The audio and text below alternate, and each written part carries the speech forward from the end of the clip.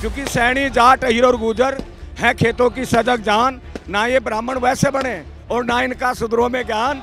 और इस समय बीजेपी का एक दौर चल रहा है कि मुख्यमंत्री बनाओ मुख्यमंत्री हटाओ, कि उन्होंने एक छोटे से समाज से, छोटे गांव से निकाल कर और उन्हें सीएम तक पहुंचाया है। ये ओबीसी समाज है, देशभक्त है। ये मोदी जी और शाह जी तय कर रहे हैं कि मुख्यमंत्री कौन बनेगा कौन नहीं बनेगा, अचानक इस्तीफा दो हम इनको बना रहे हैं। क्या कहेंगे इस दौर को पूरे? आपने कल देखा, पहले विधायकों ने ही उनको चुना, विधायक दल ने ही उनको अपना नेता माना। क्यों नहीं सफल रहे? तो फिर अब तक टिकट क्यों नहीं करा फिर उन्होंने? टिकट तो पार्लियामेंट और केंद्रीय ये केंद्र का काम है। क्या नए लोगों को नहीं मिलना चाहिए मौका? ये सब रणनीति होती है, थोड़ा सा चल नए लोग को मौका देना है। आप समझे नहीं? हरिद्वार लोकसभा, पौड़ी लोकसभा और ये सारी जो टिहरी है, सारी लोकसभाओं से भी नए लोग को मौका मिलना चाहिए। मैं आपकी बात से सहमत हूँ, जहाँ आप मुझे ले जा रहे हैं मैं वहाँ जाना नहीं चाह रही। वही कह रहे हो, क्या वो तय है कि फिर वो चूंकि मुख्यमंत्री पद से हटाए गए, भाई विधायक है तो मुख्यमंत्री बने, क्या ये तय है कि उनको सांसद चुनाव लड़ाया जाएगा? ये सब हमारा केंद्रीय नेतृत्व तय करेगा। मतलब ये पार्टी तय कर लेती है। हमारे भारतीय जनता पार्टी का जो कार्यकर्ता होता है कमल के फूल के लिए काम करता है। कि ये सारा का सारा समाज नायब सिंह के नेतृत्व में अपने को अच्छा महसूस करेगा। दोस्तों आप सभी को नमस्कार। आज हम हैं चंद्रशेखर चौक, रुड़की। अब इसे चंद्रशेखर चौक कहते हैं। अधिकतर यहाँ पर पुतले फूके जाते हैं और कभी कभी बधाइयाँ भी दी जाती हैं। आज पुतला फूकने का कार्यक्रम नहीं है, आज बधाई देने का कार्यक्रम है। और बधाई देने का कार्यक्रम का उद्देश्य क्या है? क्योंकि हरियाणा के मुख्यमंत्री ओबीसी समाज के नायब सिंह सैनी जी बन गए। जो कार्यक्रम आप कर रहे हैं आज का, नायब सिंह सैनी जी मुख्यमंत्री बन गए, इस वजह से इकट्ठा होने का है, मतलब पर्पस क्या है फिर? आज पूरे भारतीय जनता पार्टी के जितने भी ओबीसी मोर्चे के कार्यकर्ता और ओबीसी समाज है, अपने आप को बहुत ही गौरवान्वित महसूस कर रहे हैं। और हमारे देश के यशस्वी प्रधानमंत्री आदरणीय नरेंद्र मोदी जी हमेशा इस समाज की तरफ ध्यान रख करके चलते हैं। और ये आदरणीय जो हमारे नायब सिंह सैनी जी हरियाणा के मुख्यमंत्री बने हैं, ये उससे पहले भी हमारे ओबीसी मोर्चे के राष्ट्रीय उपाध्यक्ष और वहाँ पर अपने प्रदेश के अध्यक्ष हरियाणा के इस समय वर्तमान में थे। और इस समय उनको जिस तरह से केंद्र हमारे नेतृत्व ने इस ओबीसी समाज के बहुत ही कद्दावर नेता वहाँ के और बहुत सरल स्वभाव के ऐसे नायब सैनी जी को हम सब लोग ओबीसी समाज के लोग बधाई देने के लिए आपके चैनल के माध्यम से और यहाँ सभी कार्यकर्ता मिलकर के आज मिष्ठान वितरण भी करेंगे और खुशी की लहर पूरे ओबीसी समाज में आज है। एक सवाल, चूंकि नायब सिंह सैनी जी मुख्यमंत्री बन गए हैं और इस समय बीजेपी का एक दौर चल रहा है कि मुख्यमंत्री बनाओ मुख्यमंत्री हटाओ, वो कब तक मुख्यमंत्री रहेंगे? कुछ अंदेशा, कुछ अंदाजा? भारत के यशस्वी प्रधानमंत्री नरेंद्र मोदी जी और हमारा हाईकमान ने ये डिसाइड किया है कि जो बहुत ही पिछड़ी, दबी, कुचली और अति निम्न वर्ग के जो समाज था, उन्होंने आज उस पर जो है अपनी मोहर लगाई है। और इस हरियाणा के मुख्यमंत्री के रूप में नायब सिंह जी को सीएम की शपथ दिलाई है। इससे पहले भी वो भारतीय जनता मूल संगठन, अपने मातृ संगठन से आए हैं।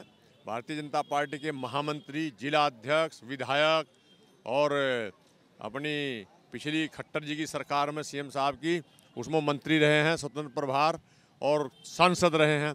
तो इसलिए भारतीय जनता पार्टी के नेतृत्व को, हाईकमान को, माननीय मोदी जी को और पूरी टीम को उनकी आज हम बधाई देते हैं कि उन्होंने एक छोटे से समाज से, छोटे गांव से निकाल कर और उन्हें सीएम तक पहुंचाया है। इसलिए आज इकट्ठे हुए हैं। एक सवाल, चूंकि आपसे एक सवाल कर रहा हूं मैं, कि पहले एक दौर हुआ करता था कि विधायक दल का बैठक होता था, विधायक दल तय करता था कि ये मुख्यमंत्री बनेंगे। आजकल मोदी जी और शाह जी तय कर रहे हैं कि मुख्यमंत्री कौन बनेगा कौन नहीं बनेगा, अचानक इस्तीफा दो हम इनको बना रहे हैं। क्या कहेंगे इस दौर को पूरे? आपने कल देखा, पहले विधायकों ने ही उनको चुना, विधायक दल ने ही उनको अपना नेता माना। और इस्तीफा किसने दिलवाया था? मैंने कहा विधायक दल का ही इस्तीफा किसने दिलवाया था? अब ये इस्तीफा और ये मत बात करो आप। जो विधायक दल का नेता, सभी सर्व जो हमारे विधायक दल नेता लोग हैं, सबने उनको अपना नेता चुना है और उनको मुख्यमंत्री के लिए हम लोग बहुत बहुत बधाई देने के लिए सभी लोग खड़े हैं यहाँ पर। भाई नायब सिंह सैनी को यहाँ का, हरियाणा का मुख्यमंत्री बना दिया गया है। इसी उपलक्ष्य में आज यहाँ पर इतनी भीड़, मिठाइयाँ बांट रहे हैं। और ये बताइए क्या मतलब किसी और को, चूंकि आप सैनी समाज का नेतृत्व जो है भाई सीएम का मिल गया, मान लीजिए सीएम बन गए उत्तराखंड में, आपके ऑलरेडी श्यामवीर सैनी जी राज्य मंत्री हो गए, कल्पना सैनी जी राज्यसभा सांसद हो गई, और क्या होगा फिर यहाँ पर? शायद आपको इस चीज़ का अंदाजा नहीं है, पूरे देश में ये हमारा ओबीसी समाज कितने संख्या में है। आंकड़े अब राहुल गांधी बताते घूम रहे कितने ओबीसी समाज के हैं, और जो हमारी भागीदारी है ओबीसी समाज की, उसमें तो एक कार्यकर्ताओं को जो नीचे से काम करने वाला कार्यकर्ता है उसे इतना हमारी पार्टी ने जो सम्मान दिया है, एक जिला अध्यक्ष रहे वो नीचे से कार्यकर्ता बढ़ के आज मुख्यमंत्री का पद दिया है, तो हम सब लोग धन्यवाद देने के लिए आए। और समाज इतना जागरूक है, वो काम करता है, वो काम कि अभी लोकसभा का चुनाव है, तो लोकसभा के चुनाव से अगर हम पूरा हरिद्वार लोकसभा की बात करें, हरिद्वार लोकसभा में हम लोग इस वक्त हैं, तो क्या मान लें कि अब जो है दावेदारी खत्म हो गई है ओबीसी समाज की? देखो ऑलरेडी ओबीसी समाज को बहुत सारी चीज मिल गई, वाद नहीं चलता, वाद नहीं है। ओबीसी समाज जो काम करता है, निष्ठा देशभक्ति की भावना रखता है। अगर वाद नहीं होता तो अलग अलग मोर्चे बनाने की क्या जरूरत थी? SC/ST मोर्चा, ओबीसी मोर्चा बना करके वाद ही तो कर रहे हैं। कार्यकर्ताओं को सक्रियता लाने के लिए, काम करने के लिए बना रखे हैं, और काम तो हम सिर्फ कमल के फूल के लिए, मोदी जी के लिए, जैसी नड्डा के लिए, और ये जो ओबीसी समाज है देशभक्त है, ये देश की भावना रख। ओबीसी समाज की बात कर रहे हैं। एक और एंट्री की बात, करतार सिंह बढ़ाना आगे बीजेपी में, हो सकता है कि वो मंगलौर विधानसभा का उपचुनाव लड़े, इस पर क्या टिप्पणी करेंगे आप? नहीं, वो करेंगे तो वो तो कैसा है ना, हम व्यक्ति को नहीं कमल के फूल को ध्यान देखते हैं, ये बीजेपी का कार्यकर्ता। और वो व्यक्ति किसी और कहीं और से अचानक आए और टिकट ले ले, आपके लिए चलेगा? नहीं, पार्टी का जो निर्णय है उसे शामिल करा तो हम तो उसके साथ चलेंगे। हम हेलो, एक ही जातियों की जो सैनी, जाट, अहीर और गुजर एक सजग समाज है, जो एक ही मूल जिनका इतिहास है, उन्होंने कोई भेद नहीं किया। सैनी क्षत्रिय महाभारत की एक जाति है, और अब वर्तमान समय में नेताओं के द्वारा वो ओबीसी में ला दी गई है। ये अति निम्न समाज तो नहीं है, पर कृषक समाज है।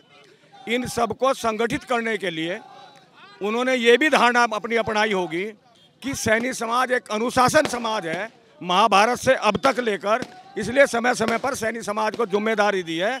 उन्होंने हमारे ही उत्तराखंड में बहन कल्पना सैनी जी को राज्यसभा की सदस्य MP बनाई, और भाई श्यामवीर जी को कर्मठ होने के नाते, क्योंकि श्यामवीर बहुत ईमानदार है, कर्मठ है, लगनशील है, इसलिए श्यामवीर जी को उन्होंने जो है एक अच्छा उत्तरदायित्व दिया।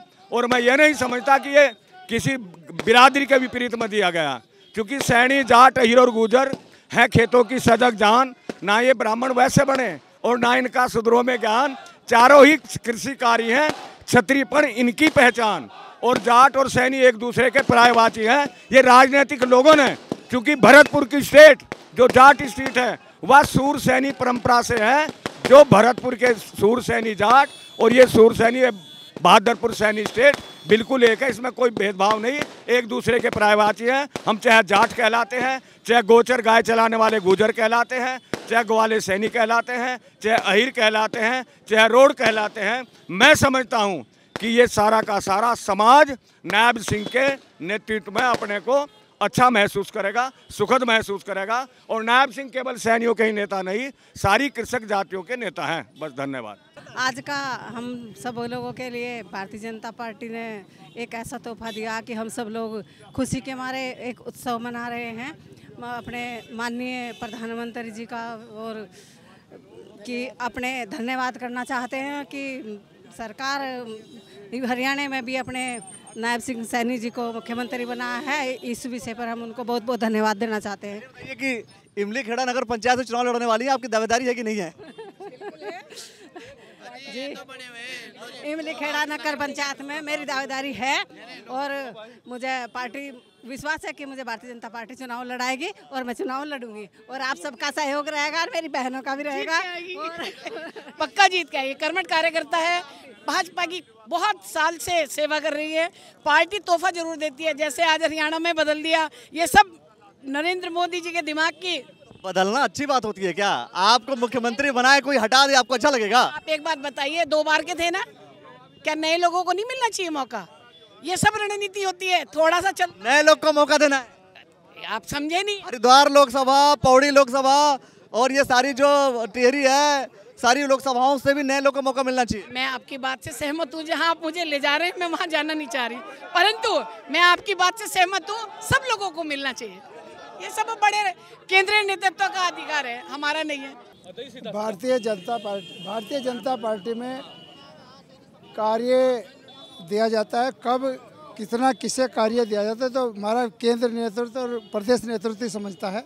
पर क्योंकि नायब सिंह जो हमारे इस सब के इस क्षेत्र के भी चहेते रहे, अभी पिछले मेरे चुनाव में मेरे साथ थे, तो सभी कार्यकर्ता और समाज इसका खुशी मना रहा है, उस खुशी में सभी शामिल है। अच्छा, आप संगठन जिला अध्यक्ष हो हरिद्वार के, इस रुड़की के, आपके पास भी काफी लंबा एरिया है, लेकिन यहाँ का सांसद का टिकट अभी तक नहीं हो पाया। क्या कारण मानते, क्यों नहीं हो पाया है?